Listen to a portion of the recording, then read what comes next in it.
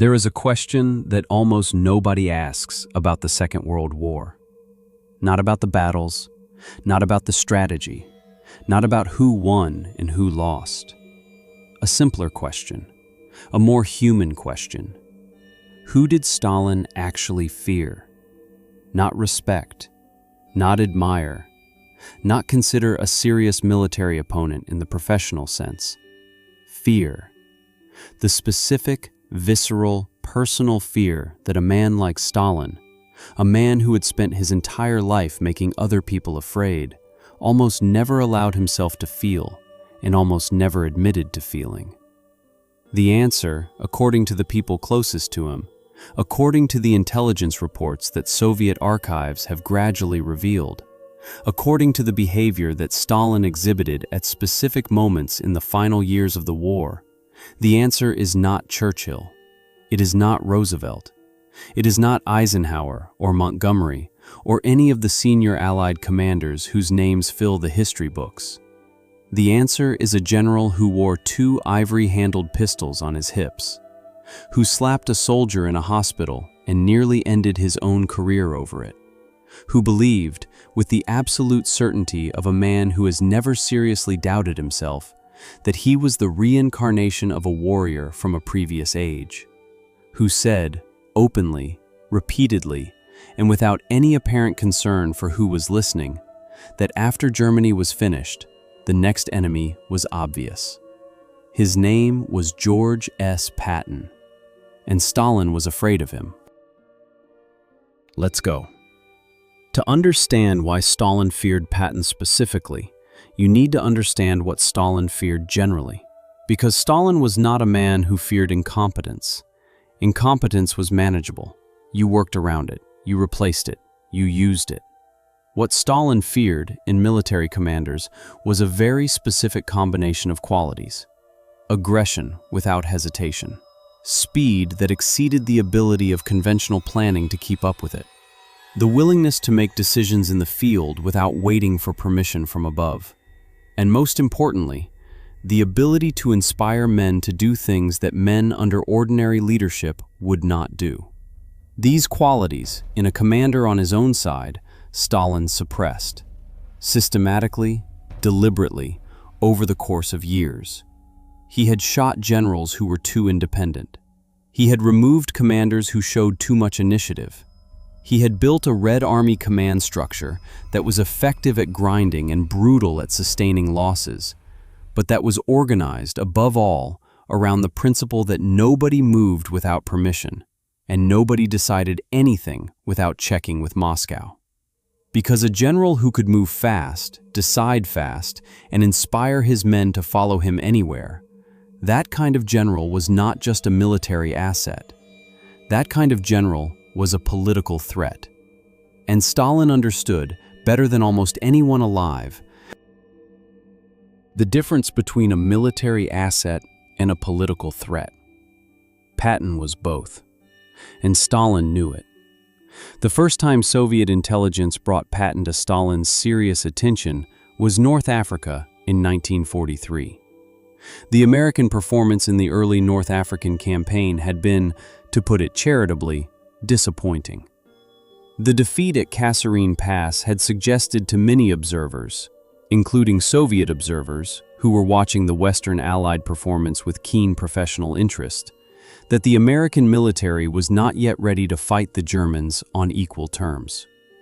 That the gap between American industrial power and American military effectiveness was significant and would take time to close. And then, Patton took command of the Second Corps. What happened next was so rapid and so complete that it forced a reassessment at the highest levels of Soviet intelligence. Within weeks of taking command, Patton had transformed a demoralized, disorganized force into something that fought and moved and attacked in ways that the German commanders in North Africa had not anticipated and struggled to respond to. The speed of the transformation was almost as striking as the results it produced. This was not a general who improved his forces gradually. This was a general who changed them immediately, through force of personality and absolute clarity of expectation, and then sent them forward. Soviet military observers noted this. Their reports went up the chain, and the name Patton began appearing in Soviet intelligence assessments with a frequency and a level of attention that it had not previously received. Then came Sicily. The summer of 1943, Patton, commanding the 7th Army in the invasion of Sicily, racing against the British 8th Army under Montgomery in an unofficial competition that Patton had essentially created through his own aggression and speed. The original Allied plan had assigned the Americans a supporting role. They would protect Montgomery's flank while the British drove north to Messina. Patton looked at that plan and decided it was not the plan he was going to follow. What he did instead became one of the most studied examples of operational improvisation in the history of warfare. He moved his army not where the plan said to go, but where the opportunity was. He drove west first, took Palermo, swung east along the northern coast of Sicily, and reached Messina in a race against the British that he won. The entire campaign took 38 days. It was faster than almost anyone had predicted, and it was accomplished against German and Italian resistance that was genuinely formidable. The Soviet military intelligence assessment of the Sicily campaign was, by the standards of Soviet military reporting, almost enthusiastic. Patton's operational approach, the willingness to abandon a plan when the ground offered something better, the speed of exploitation, the ability to sustain momentum through multiple simultaneous thrusts. These were qualities that Soviet military doctrine recognized and valued. The assessment noted, with the particular dry precision of professional soldiers evaluating another professional soldier, that Patton appeared to operate at a decision-making speed significantly faster than German commanders were able to respond to. That observation reached Stalin, and Stalin understood exactly what it meant. A commander who makes decisions faster than the enemy can respond is not just tactically dangerous, he is strategically unpredictable. And strategic unpredictability, in Stalin's assessment of the military landscape, was the most dangerous quality an enemy commander could possess. Because you can plan against a commander who follows patterns, you cannot plan against a commander who does not. Then Patton was briefly removed from command, the soldier-slapping incident. August 1943, in a field hospital in Sicily, Patton slapping a soldier he believed was malingering. The incident becoming public, Eisenhower forced to apologize on Patton's behalf and sideline him for months. Stalin's reaction to this episode has been described by Soviet officials who were in his presence when the news arrived. He was reportedly dismissive of the incident itself. A commander striking a coward seemed to Stalin like entirely normal behavior. What interested him was the American political response. The fact that a general could be sidelined for months because of public outrage about how he treated a single soldier. This, Stalin thought, was a profound weakness in the American system. An army that could be influenced by public opinion about a single slap was an army that had a vulnerability he could work with. But he also noted that Patton was sidelined, not fired, sidelined, kept in reserve, which meant that the Americans understood what they had in him, which meant they were going to use him again when they needed him. And then came Normandy, June 1944, the D-Day landings. Patton was not there. He was part of the deception operation, his presence in England used to convince the Germans that the real invasion was still coming at Pas de Calais. The Germans believed it. The deception worked. And when Patton finally entered France in late July, the situation he found was one that perfectly suited everything he was. The breakout from Normandy, Operation Cobra, had created a gap in the German lines. Patton's Third Army poured through that gap with a speed that even the planners who had designed the operation had not fully anticipated. In the first weeks of August 1944, The Third Army advanced further and faster than any army in the Western theater had moved since the German Blitzkrieg of 1940. They covered ground at a rate that left German commanders scrambling and failing to establish defensive lines before Patton's forces had already bypassed them. Soviet intelligence was watching all of this with extraordinary attention. The reports coming back to Moscow during August and September 1944 documented Patton's movements in detail. The distances covered, the rate of advance, the German response, the logistical challenges that Patton was either solving or simply ignoring in his drive forward. And here is where Stalin's concern became something more specific than general professional respect. Because Stalin was, in August and September 1944, thinking about the post-war world. He was thinking about what Europe would look like when Germany finally collapsed. He was thinking about which territories Soviet forces would occupy, and which territories Western forces would occupy, and where the line between the two would fall. He was thinking, in other words, about the Cold War before the Cold War had a name. And the variable that most complicated his calculations was the speed at which Patton was moving. If Patton continued to advance at the rate he was advancing, where would American forces be when Germany surrendered? How deep into Central Europe would they have penetrated? What would the map look like when the guns stopped? These questions mattered enormously to Stalin because the map at the moment of surrender would be, in large part, the map of post-war Europe. The territories occupied by Soviet forces at the end of the war would become Soviet influence. The territories occupied by Western forces would become Western influence. Patton moving fast was, in this analysis, not just a military problem. It was a geopolitical problem. Every kilometer that Patton's Third Army covered in France and Germany in the autumn of 1944 was a kilometer that Soviet forces would not control when the war ended. Stalin's response to this was not passive. Soviet intelligence increased its surveillance of Patton. His communications, his movements, his statements, all of it was monitored with an intensity that was reserved for the most serious threats to Soviet interests. Soviet diplomats were instructed to gather whatever information they could about American military planning and Patton's role within it. And Patton, for his part, was not making Stalin's anxiety any easier to manage, because Patton was talking, openly, repeatedly, in the particular way of a man who either does not understand or does not care about the political implications of what he is saying. He was saying that the war was not going to be over when Germany surrendered. He was saying that the Soviet Union was the next problem. He was saying, in various formulations at various times, that the army he had was the army that could deal with that problem, and that the sooner it was dealt with, the better. He said these things to journalists, to other officers, to politicians who visited his headquarters.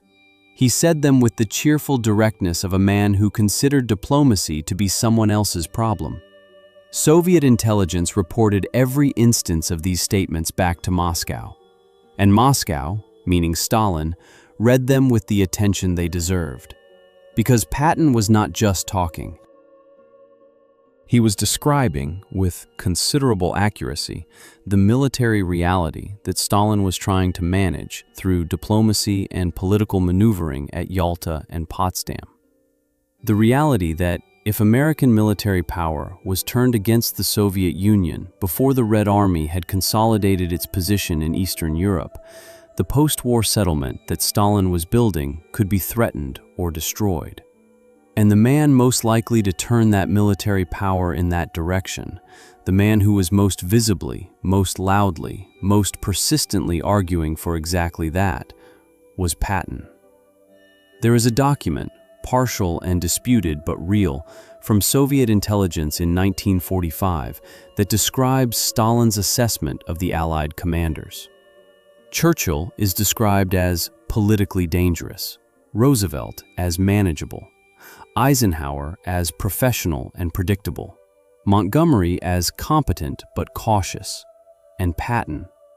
Patton is described in terms that Soviet intelligence documents almost never used for Western commanders. He is described as genuinely dangerous, as unpredictable in ways that conventional intelligence assessment cannot fully account for, as the one Western commander whose actions could not be reliably forecast from his orders and his political situation. In other words, Stalin's intelligence service described Patton in almost exactly the terms that Patton would have used to describe himself. Now let's talk about what happened after the war ended, because this is where the story becomes genuinely murky and genuinely significant. In the months after Germany's surrender in May 1945, Patton was given command of Bavaria, the American occupation zone in southern Germany, and he continued to be Patton. He argued against the denazification policies, which he considered counterproductive. He made statements that caused enormous political embarrassment to the American military and political establishment. He pushed, in every conversation and every interview, for a confrontation with the Soviet Union that his superiors were desperately trying to avoid. Eisenhower relieved him of his command in October 1945. This was not unexpected. Patton had been causing political problems for months. He was given a lesser command, writing the history of the Third Army. A man who had moved faster than anyone thought possible, sidelined to write about what he had done. On December 9, 1945, Patton was involved in a car accident near Mannheim, Germany. The accident was low speed, involving a collision between his staff car and a military truck. The physical damage to both vehicles was minor. But Patton was thrown forward in the car. He was not wearing a seatbelt, as was common practice at the time, and sustained a serious neck injury that left him paralyzed from the shoulders down. He died 12 days later, on December 21, 1945. He was 60 years old. The accident has been the subject of speculation and investigation ever since. Several books have argued, with varying degrees of credibility, that the accident was not an accident. That Soviet intelligence, or elements within the American military establishment who feared what Patton might do or say if he returned home with his mouth still open and his opinions still fully formed, arranged for the accident to happen. The evidence for deliberate assassination is circumstantial. The driver of the truck that hit Patton's car disappeared after the accident and was never fully traced. The accident scene was cleared before a proper investigation could be conducted. Patton himself, in his final days in the hospital, reportedly said that he believed someone had tried to kill him, though whether this was a clear-eyed assessment or the paranoia of a seriously injured man is impossible to determine. What we know for certain is this: the most dangerous military opponent Stalin faced in the Western Alliance, the one man who had both the ability and the inclination to make the post-war geopolitical calculations far more difficult for the Soviet Union, died in a minor car accident 12 days after that accident in December 1945, without ever returning to the United States. Stalin was still in power. The post-war settlement was consolidating. Eastern Europe was becoming Soviet Europe. The world was taking the shape that Stalin had been working towards since Yalta, and Patton was gone. Whether Stalin had anything to do with that, or whether it was simply the particular cruelty of chance, a great man destroyed by a minor car accident in a country he had just finished liberating, is a question that history has not answered and may never answer. What we can say is that Stalin outlived his fear, that the man who had worried Soviet intelligence more than any other Western commander, who had moved faster and thought faster and talked more dangerously than anyone else in the Allied armies, died in a hospital bed in Heidelberg in December 1945, while Stalin sat in the Kremlin and built the world he wanted. History does not tell us whether Stalin felt anything when he heard the news of Patton's death. History rarely tells us what Stalin felt. It tells us what he did. And what he did, in the months and years after Patton's death, was consolidate everything that Patton had been arguing needed to be stopped. The Cold War happened. Eastern Europe became what it became. The line fell where it fell. And the one man who had genuinely scared Stalin, who had moved too fast and talked too loud and seen too clearly what was coming, was not there to do anything about it. Thank you for this one. This is a story that sits at the intersection of military history and political history, and the kind of speculation that serious history usually tries to avoid, but that the evidence makes impossible to ignore completely. If it made you think, hit the like button. Subscribe if you are not already here. Leave a comment. Tell me what you think happened on that road near Mannheim. Tell me whether you think it was chance or something else. See you in the next one.